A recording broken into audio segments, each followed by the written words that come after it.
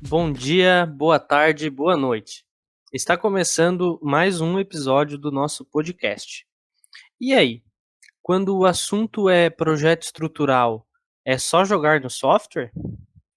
Após a elaboração do projeto arquitetônico, é necessário executar os projetos complementares, como o elétrico, hidrossanitário e o estrutural. Esses projetos têm por base o projeto arquitetônico, que, tomando o corpo humano como um comparativo, seria como o sistema esquelético. Já o projeto estrutural seria como o sistema muscular, o elétrico, o sistema nervoso e o hidrossanitário, o sistema digestivo. Ou seja, os projetos complementares são tão importantes quanto o projeto arquitetônico em si. Esses projetos podem ser elaborados manualmente, consultando as normas vigentes, calculando e detalhando o projeto. No entanto, existem softwares e plugins disponíveis no mercado que já têm no seu banco de dados todas as normas necessárias. E, além disso, conseguem ler o projeto, calcular e desenhar os detalhamentos necessários. Isso é, você insere os dados referentes ao seu projeto, organiza, limpa e importa todo o projeto arquitetônico para o software, e então este te dá o projeto praticamente pronto, seja o estrutural, hidrossanitário ou elétrico. Para esse podcast, focaremos em projeto estrutural feito com auxílio de software. Como exemplos de softwares disponíveis para cálculo estrutural, podemos citar o CPCAD, o EBERIC, o TQS, o Revit Structure, entre outros. Existem outros mais simples, como o F-Tool, que não dimensionam a estrutura. Eles apenas auxiliam no cálculo dos carregamentos. Não é tão simples elaborar um projeto complementar. Como o engenheiro possui muita responsabilidade, não pode haver erro nenhum, ou seja, tem que ter muito conhecimento sobre o projeto, o software e as normas técnicas. Em um projeto estrutural, é necessário ter muita atenção com as dimensões das vigas, pilares e lajes, bem como a quantidade de aço e a sua posição. Todas essas informações devem estar contidas nas plantas de formas e nos detalhamentos. No software, deve-se inserir os dados, conferir os cálculos e entender como o sistema está calculando a estrutura desejada. Em outras palavras, não podemos dizer que basta jogar no software para obter o projeto. Existe muito conhecimento por trás do aplicativo que deve ser compreendido pelo usuário. Vale ressaltar ainda que, para inserir os dados no software, deve-se atentar às normas, unidades de medida e principalmente ao projeto arquitetônico, que é de onde vêm as informações básicas. Depois de o software entregar os detalhamentos da estrutura, ainda é necessário conferir alguns fatores que um software não é capaz de pensar. A taxa de aço, por exemplo, ela relaciona a área de aço por área de concreto. Se tivermos uma taxa de aço muito elevada, fica impossível realizar a concretagem, pois os agregados não teriam espaço suficiente para passar entre as barras de aço. Outro exemplo tem relação com a altura calculada de uma viga. Assim, imagina uma viga que passa sobre uma porta, com a altura calculada de tal forma que obstrua a passagem da porta. É uma questão de compatibilidade entre os projetos estrutural e arquitetônico, que o projetista precisa encontrar uma solução. Mais um fator a ser analisado é a possibilidade de execução daquela solução apresentada pelo software na realidade do terreno em que será construída a edificação. É preciso estar atento ao laudo de sondagem do solo e às condições das edificações vizinhas. E agora, outra forma de saber se o software está calculando corretamente ou se foi inserido algum dado errado é a utilização de um outro programa, outro de cálculo estrutural. Caso os detalhamentos e quantidades de aço diferem muito entre os dois aplicativos, pode haver algum erro aí. Bom, o nosso convidado para o episódio de hoje, que vai nos explicar aí um pouco sobre cálculo estrutural utilizando softwares, é o Ricardo Sampaio, ele é irmão do nosso professor Renato. E boa noite, Ricardo, seja muito bem-vindo, obrigado pela presença, por ter aceitado o nosso convite. Boa noite, pessoal. Eu agradeço aqui o convite, primeiramente, né? Então, é um prazer estar aqui podendo falar um pouco sobre essa área que eu tive tanta afinidade durante a graduação e espero despertar também essa curiosidade em vocês ao longo da nossa conversa. Bom, para iniciar, conte pra gente um pouco da tua carreira profissional aí, onde está trabalhando hoje, e aproveitando se tu utiliza com frequência algum software para cálculo estrutural. Certo, então, é, a primeira pergunta, eu já venho assim trabalhando com cálculo estrutural, com a parte de estruturas, desde a graduação, quando eu comecei a estagiar em 2009. Então, já estou formado aqui esse ano daqui a 7 dias, está fazendo 10 anos que eu estou formado. E desde 2009 eu tive a oportunidade de estagiar no escritório de cálculo. Então, foi o primeiro contato com essa parte de cálculo estrutural, né, na prática, né? Então, a gente vai vivenciando durante a graduação algumas disciplinas, mas é durante o estágio mesmo que a gente consegue ter aquele link entre todas as disciplinas, né? Então, foi bem importante para mim nesse primeiro momento. Depois, assim que eu me formei, passei no mestrado na USP de São Carlos, na área de estruturas, e ao mesmo tempo que eu estava lá, eu consegui passar também no trainee, que era para um escritório de cálculo. Hoje em dia ele não existe mais, foi desmembrado, dividiu em dois, né? Mas era aqui na Nignic, Engenharia Integrada, e tive a oportunidade de trabalhar com vários projetos grandes, né, várias obras grandes. Na época foi o boom da engenharia, o ano de 2012, 2013, estava bem alto, então a engenharia tem esses ciclos, né? Hoje eu estou vendo a perspectiva de outro boom mais pela frente aí, tá tudo indicando para isso. E lá na Kinesinica eu tive a oportunidade de trabalhar com Odebrecht, Gafisa, Camargo Correia. A gente desenvolveu lá aquela Vila dos Atletas, então obras grandes, grandes portes, que foram grandes desafios também para a carreira profissional, né? Mas depois de uns 3 anos, 2015, eu finalizei o mestrado e a vontade de voltar para Maceió foi maior do que a vontade de ficar em São Paulo, né? Aí lá tava muita correria, muita coisa assim acumulada. Toda vez que eu viajava era para ver a família, tem que voltar para Maceió. E voltei para Maceió e abri a minha empresa aqui junto com 4 amigos que fizeram parte do meu estágio aqui em Maceió na época que eu estava estagiando por aqui, né? Então a gente se reuniu e resolveu abrir a Zeta Engenharia. Hoje a gente trabalha com todo tipo de obra, né? Desde residência, edifício de alvenaria estrutural, pré-moldado, paredes de concreto, convencional. A gente recentemente trabalhou com uma obra de, de contenção, né, de ferrovias, então para Rumo, foi uma obra de grande porte, né, bem interessante, bem curioso também. Mas, em resumo, foi isso, né? Não vou me alongar muito não, senão vai ficar só nessa parte da carreira. Com relação à segunda pergunta, você perguntou sobre softwares, né? Isso, E isso. eu utilizava, então, inicialmente eu comecei a utilizar o TQS, certo? Como software até hoje, o principal seria o TQS, mas utilizo bastante também o CIP, que seria o CIPCAD, né? É um software que ajuda bastante com as estruturas metálicas. Também o SAP. SAP é um software muito interessante para análise de uma forma geral para elementos finitos. Ele é muito bom. Só, só não é voltado para a parte de dimensionamento, né? Mas para analisar elementos finitos, ele é muito, muito bom. Tempo de processamento muito rápido e a liberdade que ele dá para você fazer o lançamento também é muito boa. Deixa eu ver mais qual. Eu acho que esses três são os principais, né? Se for uma coisa mais elaborada, a gente pode partir para um elemento finito pesado mesmo, que é com o ANSYS ou Abacus.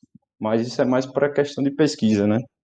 Uma coisa que a gente está precisando, necessitando entender melhor o comportamento, uma pesquisa mais a fundo, aí a gente pode partir para o ANSYS ou o Abacus também, uma vez ou outra a gente está utilizando. Mas eu acho que seriam esses os principais softwares, né?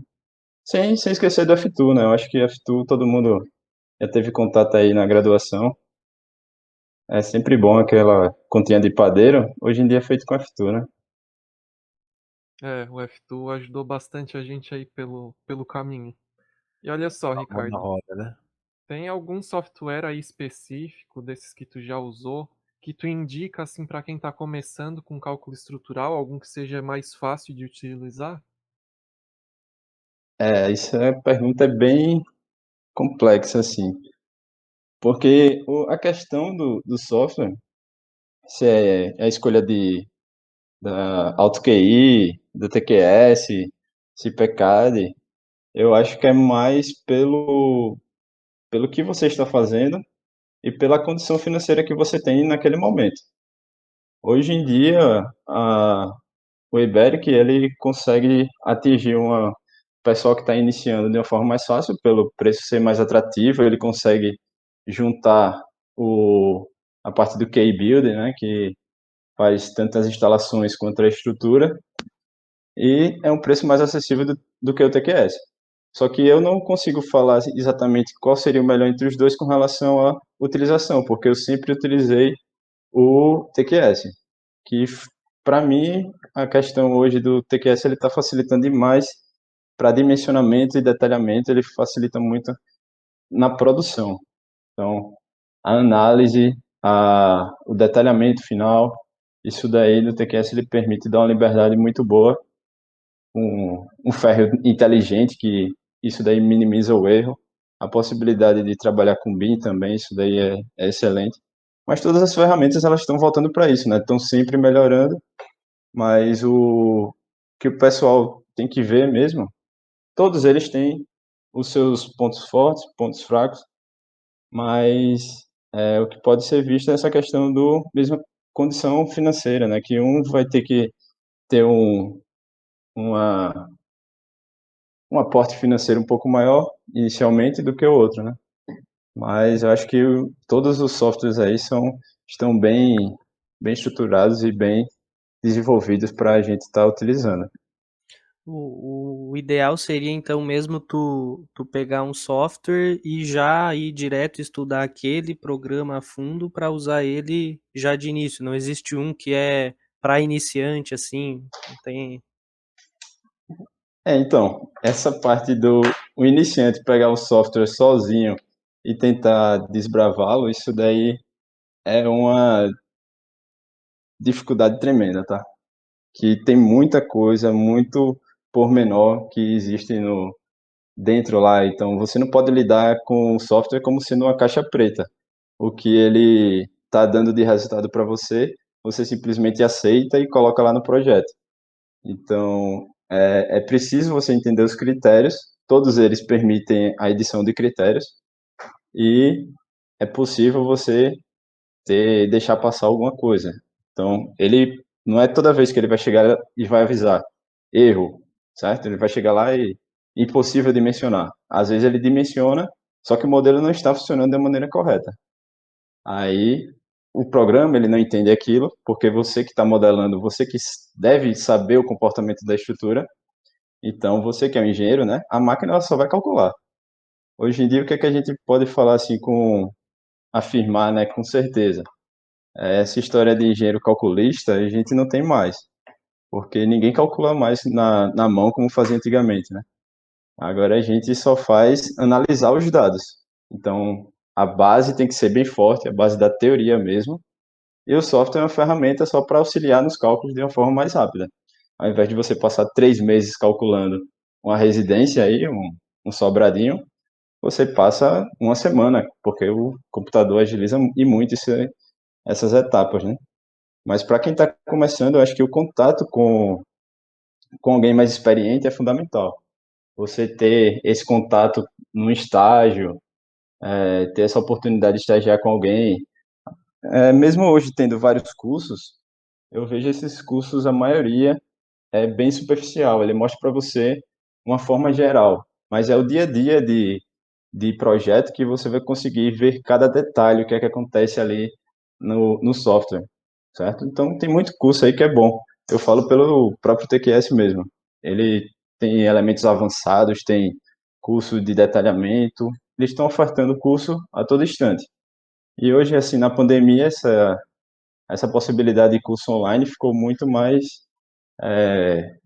fácil, né, de atingir qualquer pessoa. Antes eles faziam o curso local, então faziam um curso em Recife, um curso em Florianópolis, faziam um em São Paulo e demorava um pouquinho para ter esses cursos. Hoje eles já estão fazendo com mais frequência e de uma forma mais ampla, né? Ajuda, certo? Uhum. Mas essa parte inicial que eu acho que o, você tendo contato, convívio diário com o projeto, ao lado de um profissional que tem uma vivência, já tem uma experiência maior, isso daí acelera muito e você consegue absorver muito mais com relação ao aprendizado, né, sobre o software. Uhum. Até, inclusive, era uma das perguntas que a gente tinha pensado de fazer, foi como foi o teu primeiro contato, assim, com esse software, se aprendeu a usar na faculdade alguma coisa, ou se tu chegou a fazer um curso, ou se foi mesmo no dia a dia aí do estágio, nas empresas que tu trabalhou, como é que foi esse aprendizado inicial dos softwares? E isso aqui foi justamente no estágio.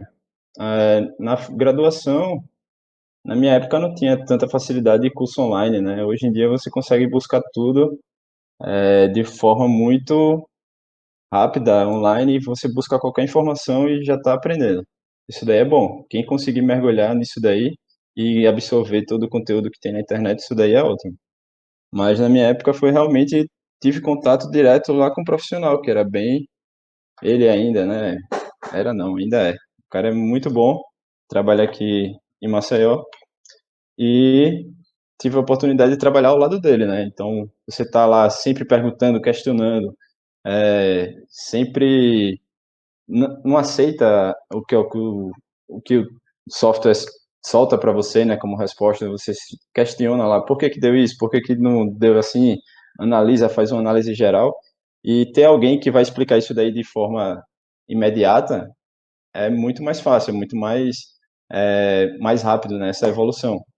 Porque você está lá no curso, você faz uma casinha hoje, beleza. Aí depois mudou para uma outra. E aí? Onde é que você vai buscar essa informação? Se mudar uma vírgula aqui, você vai conseguir desempenhar da mesma forma? O que é que você precisa fazer, certo? Então, é uma coisa que, um exemplo fácil, né? É, tem gente que a gente faz aí, utiliza muito marquise, né? Então, essas lajes em balanço, sem continuidade, certo? Então, se você lançar simplesmente no software, ele vai aceitar aquilo dali e vai transformar uma viga, meio que não vai engastar na viga que está apoiando. Ele só vai engastar se você habilitar a torção. Então o software vai mostrar lá que está uma deformação muito grande, o que não vai acontecer, né? Mas para que aquilo dali não aconteça, você precisa habilitar a torção da viga. Então, até você chegar a linkar uma coisa com a outra, você vai ter que ter tanta a, o tato, né, o feeling do que você viu na graduação, quanto saber qual critério mudar lá no software. Então, se você está em dúvida assim, você consegue no curso desenvolver e aperfeiçoar algumas coisas. Mas no dia a dia fica muito mais fácil você estar com alguém do lado e perguntar: e aí, o que é que aconteceu aqui? Aí, por isso que eu falo que a vivência profissional junto de alguém mais experiente facilita bastante. Não que uma coisa não exclui a outra, né? Eu acho que é tudo se complementa para formar um profissional mais completo. Conhecimento nunca é demais, né? Né? Não, Concordo. e sempre está estudando, cara. Sempre está estudando. E cada dia é uma coisa diferente aí, uma novidade. Esses dias tava cada vez mais utilizando esses cursos, videoaulas aí para ter alguma coisa, aprender mais, que tem muita novidade aí no mercado de engenharia civil. Muita coisa mesmo. Tem que estar sempre se aperfeiçoando mesmo. E olha só, Ricardo, qual é a maior dificuldade assim que tu encontra, ou que tu encontrou assim algum caso diferente que tu achou aí usando esses aplicativos, esses softwares? Ah, tem, tem muita coisa assim que a gente vê e não consigo assim elencar uma, né? Uma grande dificuldade. No geral, assim, vou fazer um projeto estrutural aqui usando o TQS. O que que é o Uhum. mais difícil enquanto tu tá fazendo o projeto? O que que é o mais difícil? Onde que empaca mais ali? Tem um ponto em específico que é aquilo ali vai ser difícil. Vou ter que bater, quebrar a cabeça aqui. O mais difícil é você agradar o arquiteto, né? Isso daí, esse é o mais difícil. Você chegar lá e bater na cabeça do arquiteto e dizer que a laje não vai flutuar por 50 anos. Isso daí ele vai ter que entender. Precisa colocar pilares, então arquiteto nunca quer pilar. E quando quer uma laje, bota uma laje de 5 centímetros para ficar aquele negocinho bem fininho, para Os caras ficar. os cara É, complicam a vida. Pô, a o- questão da concepção, né, é importante também, né? Poderia falar um pouco mais. sim, sim. No caso aí, esse é o primeiro passo, né? Que a gente tá lá com a arquitetura. O grande desafio é você conseguir agradar o arquiteto com as ferramentas que você tem disponível. E a principal ferramenta que você vai ter disponível na hora do lançamento é o seu conhecimento, certo? Então, se você conhece vários sistemas estruturais e que a gente tem aí o concreto armado, beleza, mas dentro do concreto armado a gente tem um mundo de possibilidades. Eu posso utilizar, se for residência aí, eu posso utilizar aquelas vigotas com lajes com EPS, aí posso utilizar também aqui a gente chama de cubeta, eu não sei se vocês chamam da mesma forma, que seriam aquelas lajes que é tipo um chocolate, né? Aí Uhum. é o São mesmo vários nome, nomes. Não, eu já ouvi falar em cubeta também. O É tipo importante é a mas gente se uma né? entender. que fica parecendo uma colmeia assim. Aí essas lajes, se você coloca um tapa-nevura, que é um aparelho que serve só para fechar o espaço entre as cubetas, ela vai se tornar unidirecional. Então isso daí já vai proporcionar uma outra dinâmica para o comportamento da estrutura. Você pode utilizar também a proteção, se for um vão muito grande. A primeira coisa é isso daí, você tem um arsenal, né, de informações, de possibilidades para proporcionar o projeto mais econômico e que respeite da melhor forma possível a arquitetura. Então, isso daí também vai. O que é que agrega também nessa parte inicial de lançamento? Todo o conhecimento que você conseguiu adquirir durante as disciplinas básicas, né? A gente tem lá durante a graduação resistência 1 e 2, né? Também tem análise das estruturas, que aqui a gente chama de teoria, e você vê de uma forma isolada. Aí depois que você começa a ver a partir do dimensionamento, aí você começa a juntar uma coisa com a outra. Mas ainda assim você vê de forma isolada, porque você começa a trabalhar, aprende a dimensionar vigas e lajes, depois pilares, e tudo separado, né? Não vê as coisas conversando. Então, mas a partir do momento que você começa a juntar todo esse conhecimento, porque de uma forma ou de outra você está sabendo, você está passando pelas disciplinas e é só você conseguir identificar o que é que está acontecendo ali, as condições, né, que aquilo dali vai acontecer. Então, existe ali se você vira o pilar para uma certa direção, você vai ter um ganho de inércia, então você vai ter ali uma análise de resistência dos materiais, então você teria uma deformação menor, certo? Criaria um pórtico.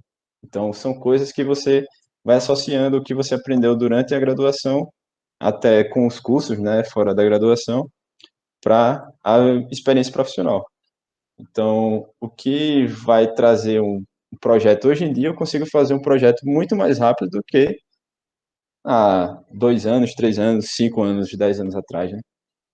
Então, só por olhar a planta baixa, você já, vou fazer um pórtico aqui, vou lançar uns pilares aqui, isso daqui vai ajudar, vai ficar mais econômico e vai ficar mais, também vai ficar viável com relação ao estado limite de serviço, estado limite último, né, que a gente precisa respeitar. Aí, isso daí é a coisa que é no dia a dia, né? Quanto mais você vai fazendo, vai ganhando uma certa experiência e vai conseguindo trabalhar em cima disso.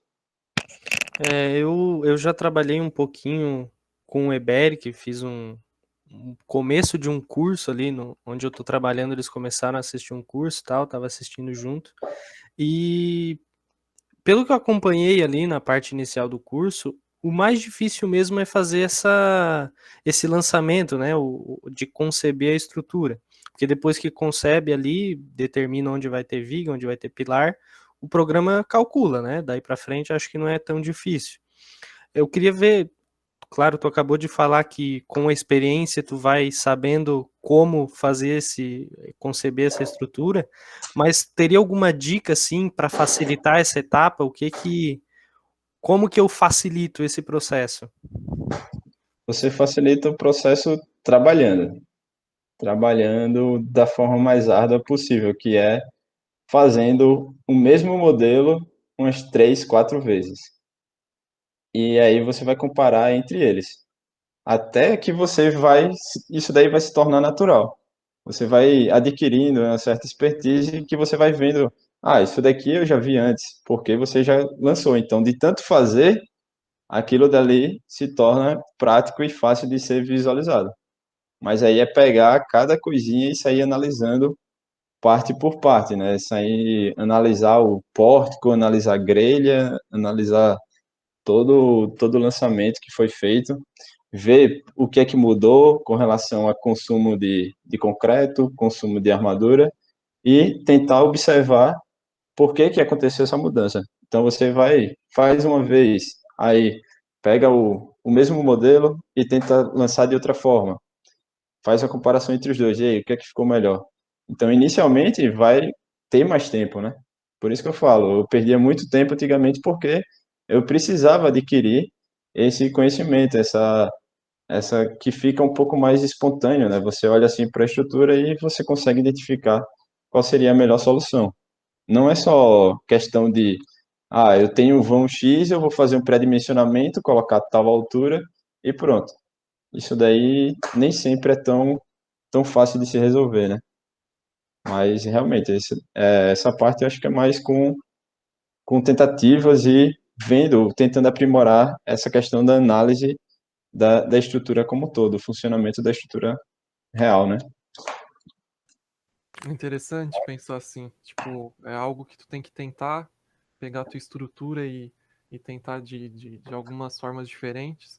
Eu trabalho com um engenheiro aqui da minha região, ele usa o CIP, Uhum. e ele me falou que muitas vezes ele tem que colocar lá, ver as orientações que as observações que o próprio programa dá e ir tentando de outras formas até ficar viável, né? Até ver que aquilo ali dá certo.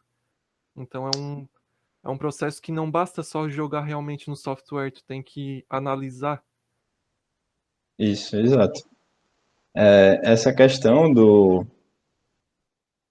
para você ter uma ideia, se um mesmo projeto, quando é feito por um terceiro, você pode ter uma certeza de que ele vai ser mais econômico do que o anterior, certo? Se eu fizer um projeto aqui e der para uma outra pessoa que tenha uma boa experiência também, ele vai conseguir otimizar o meu, porque a cada vez que você vai fazendo o lançamento e modificando, você vai melhorando alguma coisa. Então, se você já pega alguma coisa otimizada, você consegue ir melhorando. Aí, a questão aí que você falou, que não é só utilizar o software, só ver o que ele solta, né, como resultado, isso daí é bem, bem curioso, né? Muitos, muitos erros aí hoje em dia acontecem por causa disso. Tem gente que não consegue analisar os esforços, não consegue visualizar a forma correta de detalhar aquela estrutura e acaba acontecendo a ruptura do material e os acidentes vêm a acontecer, né? Recentemente aconteceu aquele acidente lá em Vila Velha, né? que caiu a piscina, a laje da piscina desabou toda na região da garagem.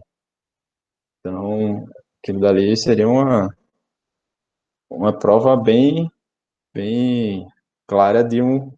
Não sei, né? Não sei, na verdade, não posso nem atestar porque só vi algumas imagens, mas para mim aquilo dali foi um erro de projeto. Ou foi erro de projeto ou de execução, né? Um dos dois. Mas ficou bem esquisita ali a forma como estava detalhado e feita aquela estrutura. Naquele caso, eu ouvi alguém falar que eles calcularam sem considerar que estava cheia a piscina. Eu não sei se é verdade isso, mas eles consideraram que não ia estar cheia d'água. Aí acontece erro mesmo, né? Os caras. Esse daí poderia ser um erro conceitual, né? Uhum. O pessoal, mesma coisa se você faz uma piscina enterrada e você só considera o empuxo da água, desconsidera a terra, certo? Então tem que ter um pouco dessa análise mais do todo. O que é que acontece? Se a minha piscina estiver vazia, ela vai estar sujeita, são dois esforços, né? Um está equilibrando o outro. Quando a piscina estiver cheia, a terra está empurrando num sentido, enquanto a água está empurrando no outro sentido. Então elas estão se equilibrando. Mas aí você tem que pensar na pior situação possível. Ah, aconteceu um recalque de terra ali, ou então foi escavado ali na lateral e não existe mais a terra. Então só tem a força da água ali, o empuxo da água. A piscina precisou ser esvaziada e a gente não tem mais ali a água naquela região. Então agora só tem a força da terra, o empuxo da terra, né, para dentro. Então são situações que a gente precisa prever que vai acontecer durante a vida útil da estrutura e que ela precisa estar preparada para aquelas ações. Uma vez, assim, aconteceu, né, um caso desse, foi curioso, e ainda bem que a gente, lá na empresa que eu trabalhei, tinha um setor de qualidade, né? Então, o que é que a qualidade fazia? Eram os engenheiros que tinham mais experiência e validavam os detalhamentos que estavam sendo feitos. Então, o pessoal tinha acabado de entrar, recém-chegado, o engenheiro trainee, né, estava em fase de treinamento ainda, fez lá o seu primeiro detalhamento de um prédio já grande, com 20 andares por aí. Então, o que que aconteceu ali naquela situação? Ele não conhecia a ferramenta, o software, de uma forma tão profunda, né?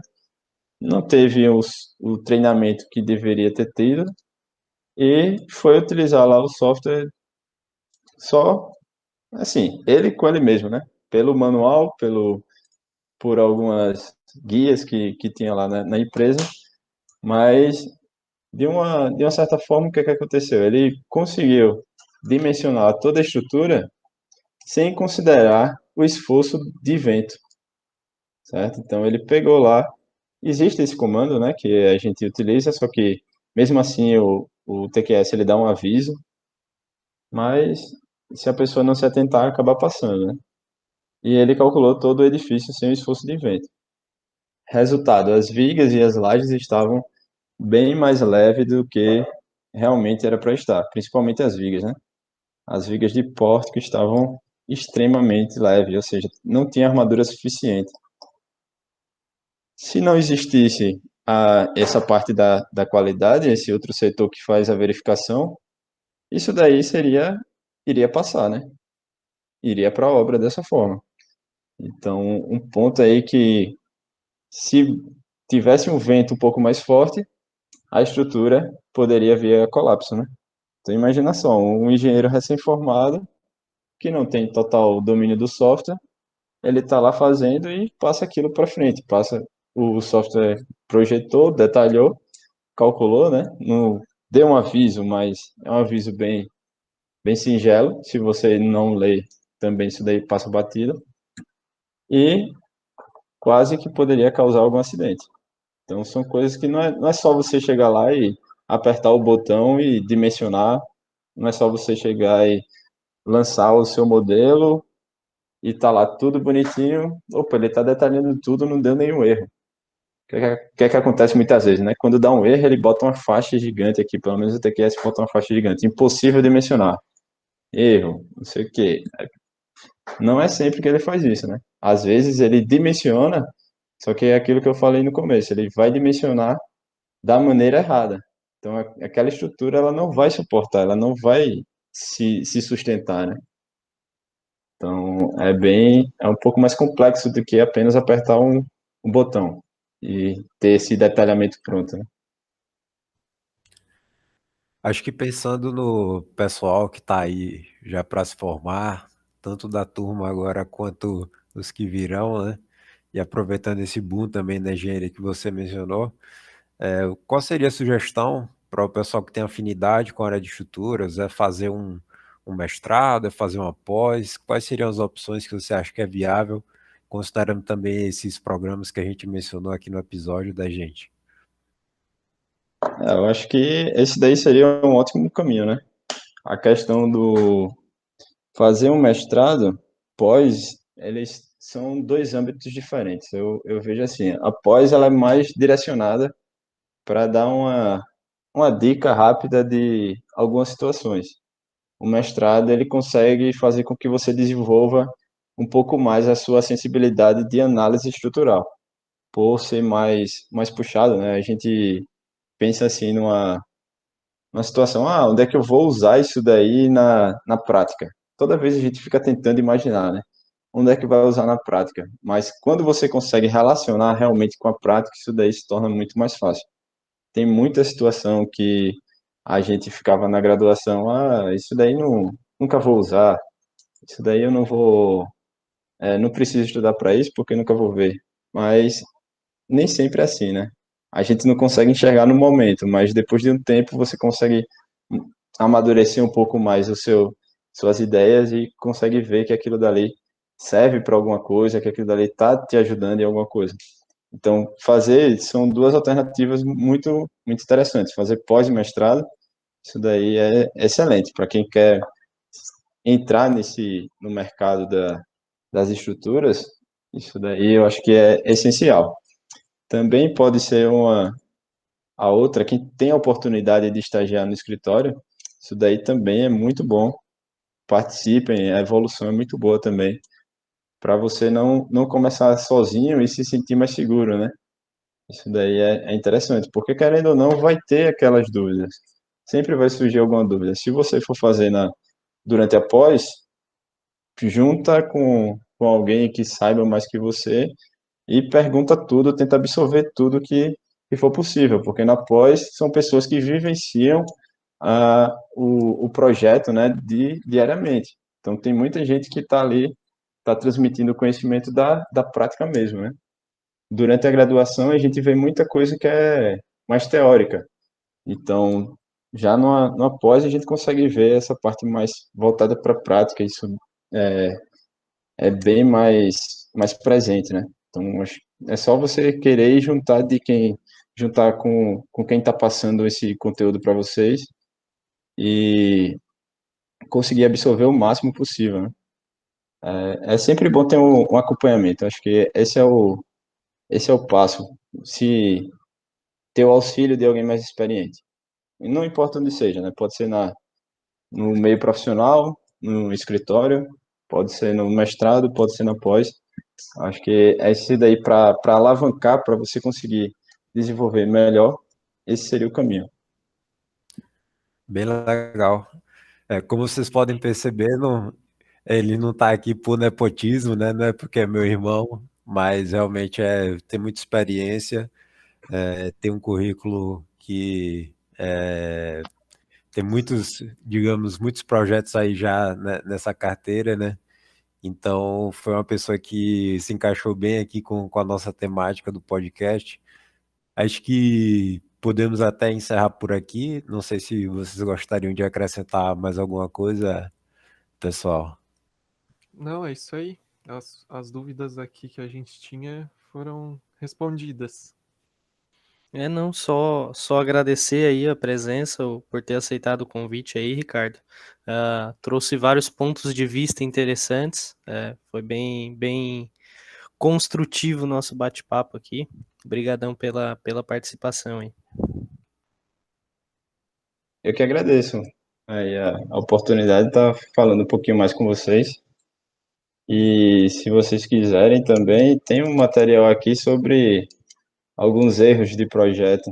Eu acabei encontrando aqui, que são coisas que você vivencia diariamente, mas que acaba passando porque realmente aquela questão da análise do critério, né? Análise do saber o que é que o software está fazendo, não deixar ser aquela caixa preta. Então, acho que é bem interessante isso daí. Se quiser, eu passo aqui pro Renato para ele mostrar para vocês uma apresentação. E essa conversa daqui tem muito mais pela frente. Acho que dá para a gente aproveitar muito mais sobre esse tema, né? Bem abrangente. É verdade, com certeza. Aí a gente aceita, né? E fica até uma próxima oportunidade para, quem sabe, a gente fazer uma palestra, juntar mais alunos, porque com certeza tem muita experiência aí para a gente absorver, né? Como a gente mencionou aqui, juntar com quem já tem experiência é uma boa alternativa, e com certeza seria nesse caminho. Agradeço também. Ficamos por aqui, podemos encerrar o nosso episódio por aqui. Fecha aí, galera. Fechou, valeu. Fechou. Isso aí, valeu. Tchau, tchau, pessoal. Tchau. Tchau.